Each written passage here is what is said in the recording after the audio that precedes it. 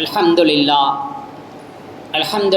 ரப்பில் ஆலமீன் வஸ்ஸலாத்து வஸ்ஸலாமு அலா ரசூலிஹில் கரீம் அம்மா பஅத் ஃபகத் கால அல்லாஹு தஆலா ஃபில் குர்ஆனில் கரீம் வல் ஃபுர்கானில் மஜீத் அஊது பில்லாஹி மினஷ் ஷைத்தானிர் ரஜீம் பிஸ்மில்லாஹிர் ரஹ்மானிர் ரஹீம் ஃபதஆ ரப்பஹு அன்னி மக்லூபுன் ஃபன்தஸிர் قال نبينا صلى الله عليه وسلم اتقوا الظلم فإن الظلم ظلمات يوم القيامة أو كما قال عليه الصلاة والسلام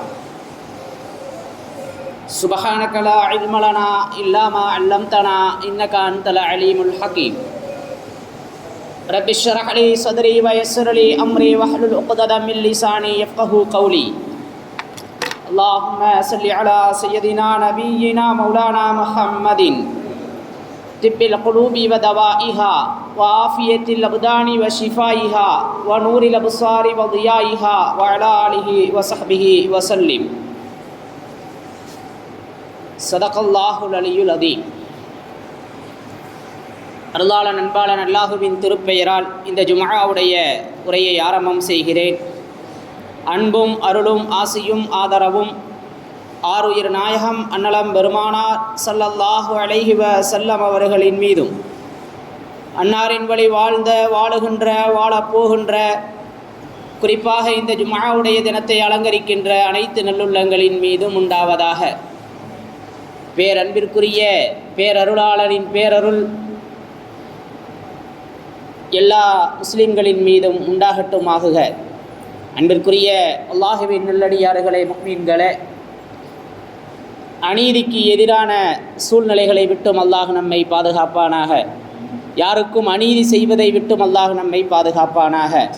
பேரன்பிற்குரிய அல்லாஹுவின் நல்லடியார்களே, மருத்துவமனை கஷ்டம், துன்பம், துயரங்கள், செலவுகள், சிரமங்கள் அனைத்திலிருந்தும் அல்லாஹ் நம்மை பாதுகாப்பானாக. திடீர் ஆபத்து, திடீர் முசீபத்து, திடீர் மரணங்களிலிருந்தும் அல்லாஹ் நம்மை பாதுகாப்பானாக. அல்லாஹுவினுடைய அருளுக்குரியவர்களாக அல்லாஹ் நம்மை வாழ வைப்பானாக. தொடர்ந்து மருந்து எடுக்கக்கூடிய சுகர், பிரஷர் போன்ற ஏனைய வியாதிகளிலிருந்தும் அல்லாஹ் நம்மை பாதுகாப்பானாக. ஆஃபியத்தையும் சலாமத்தையும் பரக்கத்தையும் அல்லாஹ் நமக்கு தந்தருள்வானாக. நமது குழந்தைகளை நமக்கு கண்குளிர்ச்சியாக்கி வைப்பானாக. கலாச்சார சீர்கேடு மோதல்களிலிருந்து நமது பிச்சிலங்களையும் இளைஞர்களையும் அல்லாஹ் பாதுகாப்பானாக. அன்பிற்குரிய அல்லாஹுவின் நல்லடியார்களே, அல்லாஹ் சுப்ஹானஹு வ தஆலா நூஹ் அலைஹிஸ்ஸலாத்தை பற்றி குறிப்பிடுகின்ற நேரத்தில் அவர்கள் செய்த பிரார்த்தனையை அல்லாஹ் சொல்லி காட்டுகிறார். ஃபதஆ, அவர் அழைத்தார், ரப்பஹு, தன்னுடைய ரப்பை, அன்னி மக்லூபுன், நான் தோற்றுவிட்டேன், ஃபன்தஸிர், எனவே எனக்கு நீ உதவி செய்வாயாக என்று பிரார்த்தித்தார் என்பதாக அல்லாஹ் ஒரு வசனத்தை குறிப்பிடுவார்.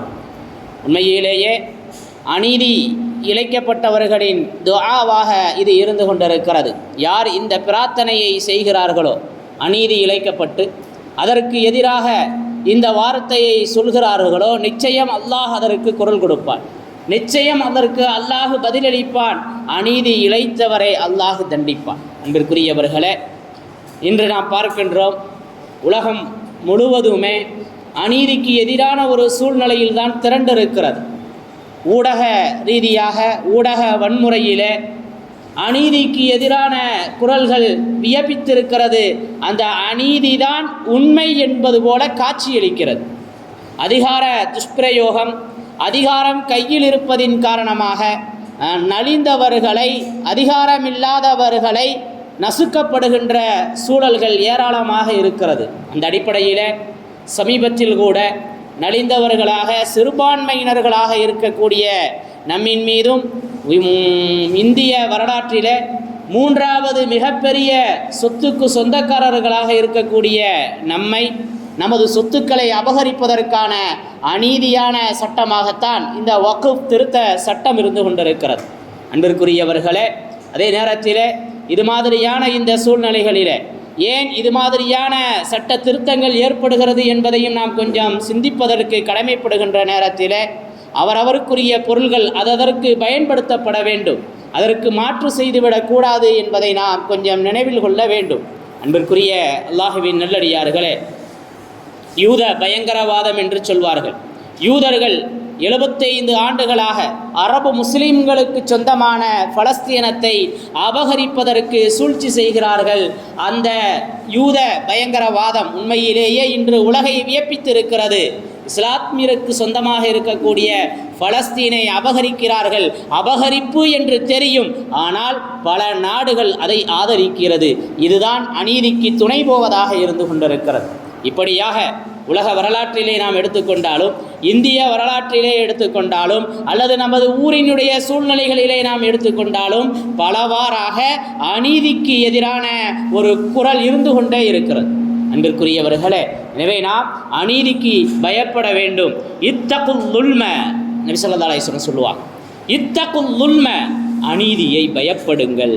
ஃபஇன்ன துல்ம, நிச்சயமாக அநீதி இருக்கிறதே, துலுமாத்துன் யௌமல் கியாமா, மறுமை நாளிலே அது பல இருள்களாக காட்சியளிக்கும் என்பதாக ரசூலுல்லாஹி ஸல்லல்லாஹு அலைஹி வஸல்லம் அவர்கள் சொல்லி காட்டுவார்கள்.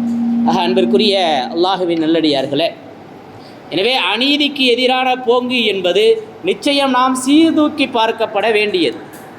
ஒரு தொழிலாளி முதலாளிக்குரிய கடமையை நிறைவேற்றாமல் இருப்பதும் அநீதிதான். ஒரு கணவன் தன் மனைவி பிள்ளைகளுக்குரிய ஹக்கை செலுத்தாமல் இருப்பதும் அநீதிதான். இப்படியாக அடுத்தவரினுடைய சொத்தை அபகரிப்பதும் அநீதிதான். அது உடல் ரீதியாக இருக்கலாம், உரிமை ரீதியாக இருக்கலாம், உணர்வு ரீதியாகவும் இருக்கலாம். நான் என்ன ஒரு சொத்தையா பிடுங்கிக் கொண்டேன் என்று பல நபர்கள் சொல்வார்கள். அவருடைய உணர்விலே, அவருடைய அந்த கல்விலே அவர் குறையை ஏற்படுத்தி விடுவார். அவருடைய உள்ளத்தை பாதிக்கும்படியான ஏதாவது ஒரு விஷயத்தை செய்து விடுவார். அதுவும் அநீதிதான். அன்பிற்குரியவர்களே, எனவே அநீதி என்பது பிறருக்கு நாம் செய்யக்கூடிய அநியாயம் என்பது அது ஏதோ பொருளாகவோ அல்லது ஒரு இடமாகவோ நிலமாகவோ தான் இருக்க வேண்டும் என்பது அல்ல. அது உணர்வாக கூட இருக்கலாம். அது உணர்வாக கூட இருக்கலாம். ஆக நாம் அநீதிக்கு பயப்பட வேண்டும். உண்மையிலேயே அநீதி இருக்கிறதே, அது நம்மை அதாள பாலத்திற்கு அழைத்து சென்றுவிடும். அநீதி இழைக்கப்பட்டவன் கையேன்றி, இறைவா எனக்கு இப்படி ஆகிவிட்டது, இதை நீ இவனை கேட்டுக்கொள் என்று சொல்ல வேண்டும் என்பது அல்ல. அநீதி இழைக்கப்பட்டவனின் முனங்களுக்கு கூட அல்லாஹ் பதிலளிப்பான். அநீதி இழைக்கப்பட்டவனினுடைய முனங்கள் சப்தம், அவன் ஏதோ உணர்கிறான், அந்த முனங்களுக்கும் அல்லாஹ்விடத்திலே உயர்ந்த மதிப்பு இருக்கிறது. அல்லாஹ் பாதுகாக்க வேண்டும். அன்பிற்குரிய அல்லாஹுவின் நல்லடியார்களே, ரசூலுல்லாஹி ஸல்லல்லாஹு அலைஹி வஸல்லம் அவர்கள் ஒரு அற்புதமான வாழ்வியலை நமக்கு கற்றுத்தந்திருக்கிறார்கள். இன்றைய இந்த சூழ்நிலைகளை நாம் பார்க்கிறோம். எங்கு பார்க்கினும் அநீதி தலைவிரித்து ஆடுகிறது. அநீதி இழைப்பது என்பது சர்வ சாதாரணமாக ஆகிவிட்டது. அந்த அநீதியை நாம் பயப்படாதவர்களாக வாழ்ந்து கொண்டிருப்பது வேதனையிலும் வேதனை. ஸலாஸத்து துஆவாத்தின் 3 துஆக்கள் இருக்கிறது. அந்த 3 துஆக்களும் உண்மையிலேயே அது ஏற்றுக்கொள்ளப்படுவதில் எவ்வித சந்தேகமும் இல்லை என்றார்கள் ஆருயிர் நாயகம் அன்னலம் பெருமானார் ஸல்லல்லாஹு அலைஹி வஸல்லம் அவர்கள். 3 பிரார்த்தனைகள். அந்த பிரார்த்தனை இருக்கிறதே, தந்தை தன் பிள்ளைக்கு எதிராக செய்யும் பிரார்த்தனை. ஒரு தந்தை தன் பிள்ளைக்கு எதிராக ஒரு துவா செய்கிறான் என்று சொன்னால் அது அப்படியே கபூலாகும். தந்தைக்கு அநீதி இழைத்தால், தந்தையை கண்டுகொள்ளாமல் விட்டுவிட்டால், தந்தையினுடைய உபகாரத்தை அதை கண்டுகொள்ளாமலும் காணாமலும் இருப்போமேயானால், தந்தையினுடைய கஷ்டத்தை நாம் அதை சீர்தூக்கி பார்க்காமல் இருப்போமேயானால் நிச்சயம் அதற்கு அல்லாஹ் பதிலளித்தே தீருவார். ஒரு தந்தை கையேந்தி தன் பிள்ளைக்கு எதிராக துவா செய்வாரேயானால், பத்துஆ செய்வாரேயானால் நிச்சயம் அதற்கு பதிலளிக்கப்படும் என்பதை நாம் நினைவில் கொள்ள கடமைப்பட்டிருக்கின்றோம். அன்பிற்குரிய அல்லாஹுவின் நல்லடியார்களே, இரண்டாவதாக ஒரு பயணியினுடைய பிரார்த்தனை. பயணம் செய்கிறார், அந்த பயணத்திலே ஒருவர் அநீதிக்கு உள்ளாகிறார் என்று சொன்னால் அந்த துஆவும் நிச்சயம் பதிலளிக்கப்படும். அன்பிற்குரிய அல்லாஹுவின் நல்லடியார்களே, ரசூலுல்லாஹி ஸல்லல்லாஹு அலைஹி வஸல்லம் அவர்கள் அற்புதமாக நமக்கு சொல்லி காட்டுகிறார்கள். ஒரு தடவை ரசூலுல்லாஹி ஸல்லல்லாஹு அலைஹி வஸல்லம் அவர்கள், அன்பிற்குரியவர்களே, இப்போ அநீதிக்கு எதிராக நாம் பயப்பட வேண்டும் என்பது அல்ல, அதை விட்டும் நாம் தவிர்ந்து கொள்ள வேண்டும். எந்த நேரத்திலும் கண்ணும் கருத்துமாக இருக்க வேண்டும்.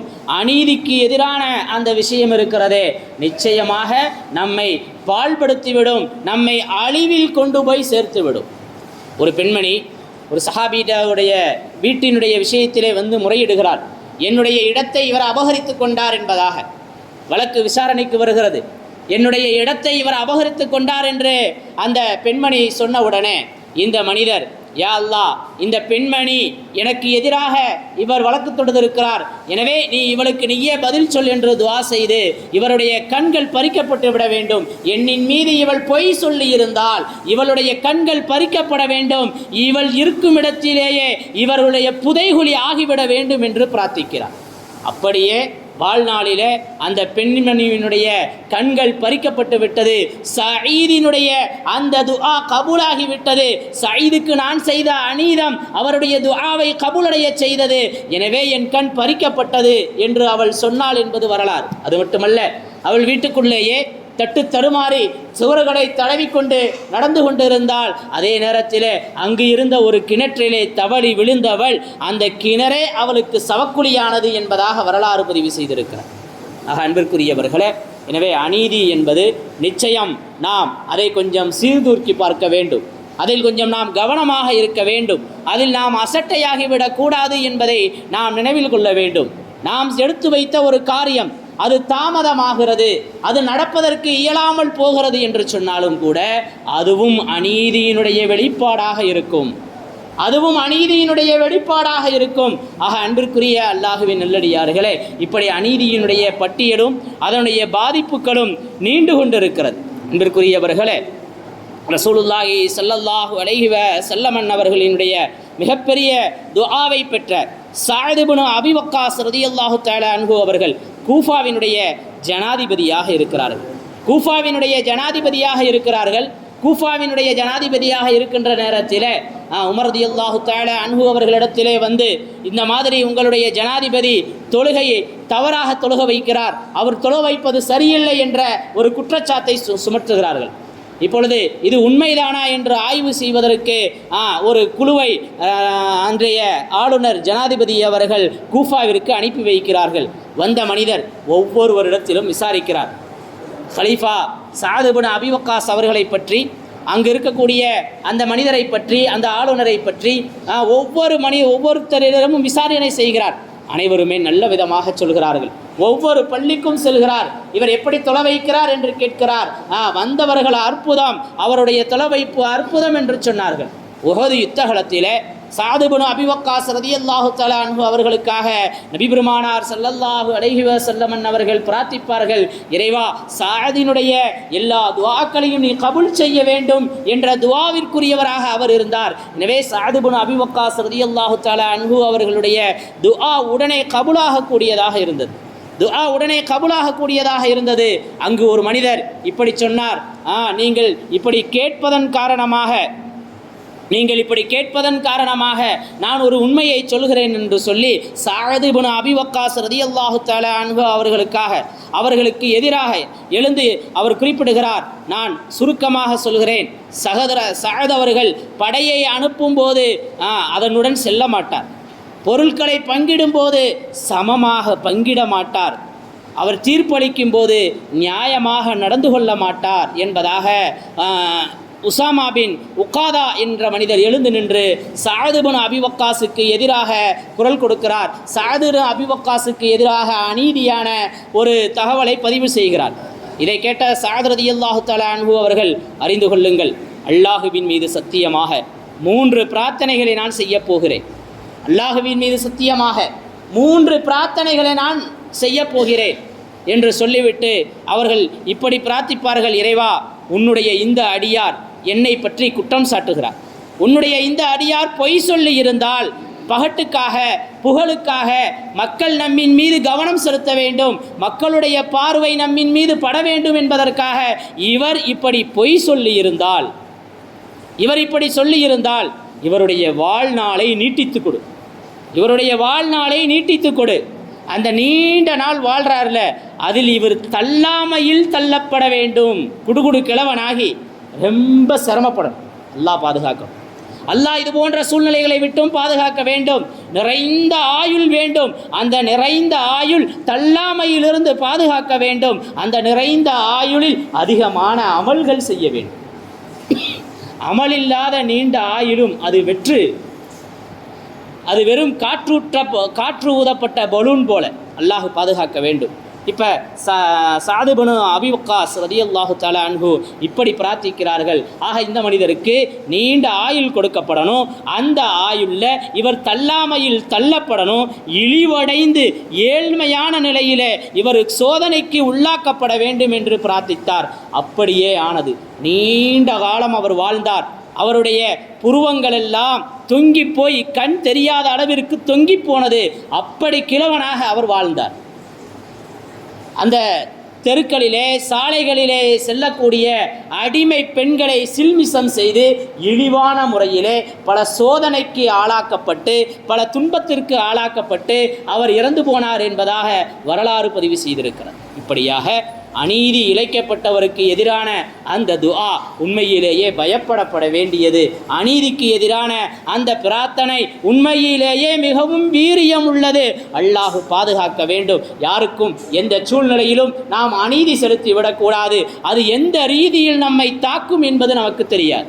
ஹலீஃபா ஹாரூன் ரஷீத் ரஹ்மத்துல்லாஹி அலைஹி அவர்களுடைய வளர்ப்பு தாய் அவர்களுக்கு சிறு வயதிலே பாலூட்டிய அமுதூட்டிய அந்த அமுதூட்டிய செவிலித்தாய் அவர்களினுடைய கணவர் உண்மையிலேயே 80 வயது வரை அவர் வாழ்ந்தார்.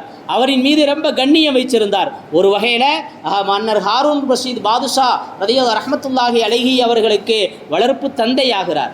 ஒரு மிக செல்வ செழிப்பாக இருக்கிறார்கள். ஒரு நாள் அந்த குடும்பத்தையே அந்த வளர்ப்பு தந்தை அவருடைய பிள்ளை அனைவரையுமே பிடித்து சிறையில் தள்ளிவிடுகிறார்கள்.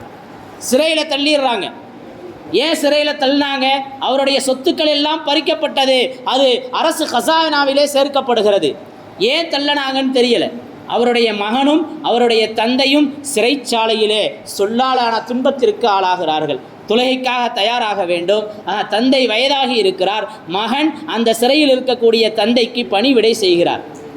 விளக்கினுடைய அந்த வெளிச்சத்தில் சுடுதண்ணீரை அவர் காய வைப்பார். இரவெல்லாம் அந்த விளக்கு வெளிச்சத்துக்கு அருகிலே தண்ணீர் டப்பாவை வைத்து கொண்டு காத்திருப்பார். அது அப்படியே கொஞ்சம் கொஞ்சமாக கடுமையான குளிர்காலத்தில் காலையில் உது செய்ய வேண்டும் என்பதற்காக தன் பிள்ளை தந்தைக்காக இவ்வாறு அந்த தண்ணீரை சூடுபடுத்துகிறார். அப்படி கொடுப்பார். இந்த ஒரு சௌகரியமும் அவருக்கு இருக்கக்கூடாது என்பதற்காக விளக்கையும் சிறை நிர்வாகம் அணைத்துவிடும்.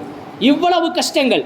அவர் தண்ணீருடைய அந்த இதை தன் வயிற்றிலே கட்டிக்கொண்டு அந்த 2 தொடைகளுக்கு மத்தியில் இருக்கக்கூடிய அந்த சூட்டில் அந்த தண்ணீரை சூடுபடுத்துவாராம் இரவெல்லாம்.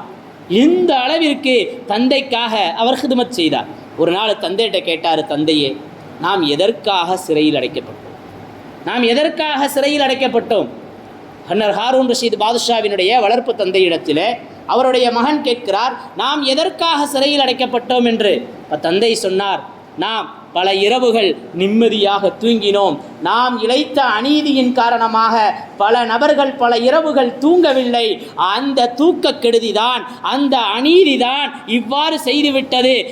எவருடைய தூக்கத்தை நாம் கெடுத்தோமோ என்று அவர் கூறினார் என்று வரலாறு பதிவு செய்திருக்கிறது. இப்படியாக அன்பிற்குரிய அல்லாஹுவின் நல்லடியார்களே, பலருடைய தூக்கம் கெடுவதற்கு, பலருடைய வாழ்க்கை நாசமாகுவதற்கு நாம் ஏதாவது வகையில் காரணமாக இருந்தால் எதற்காக நாம் தண்டிக்கப்படுகிறோம், எதற்காக நாம் எடுத்த முயற்சி தடைபடுகிறது என்பதையெல்லாம் அறிய முடியாது. அன்பிற்குரியவர்களே, எனவே அநீதியினுடைய விஷயத்திலே அல்லாஹுவை பயப்பட வேண்டும். எல்லாம் வல்ல அல்லாஹ் சுப்ஹானஹு தஆலா நீதியாளர்களாக நம்மை வாழ வைப்பானாக. வாழும் காலமெல்லாம் அநீதிக்கு எதிரான பத்வாக்களிலிருந்து அல்லாஹ் நம்மை பாதுகாப்பானாக. அறிந்தும் அறியாமலும் தெரிந்தும் தெரியாமலும் அநீதி செய்யக்கூடிய சூழ்நிலைகளிலிருந்து, அந்த மாதிரியான ஒரு முசீபத்திலிருந்து அல்லாஹ் நம்மை பாதுகாப்பானாக. வாஹிரு தஅவானா அனில் ஹம்துலில்லாஹி ரப்பில் ஆலமீன். அஸ்ஸலாமு அலைக்கும் வரஹ்மத்துல்லாஹி தஆலா வபரகாத்துஹு.